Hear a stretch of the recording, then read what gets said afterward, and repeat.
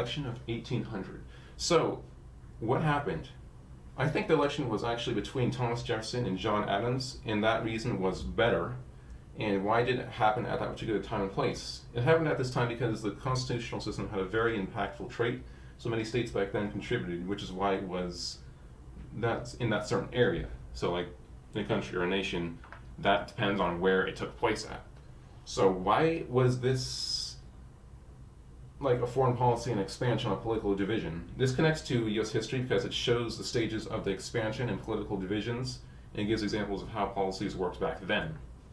Why was this event important? It was important because it showed how things were figured out and why some things are the way they are today. And evidence, fact, quote, examples from the content. John Adams lived long enough to see his grandchildren, and he gave lots of important advice.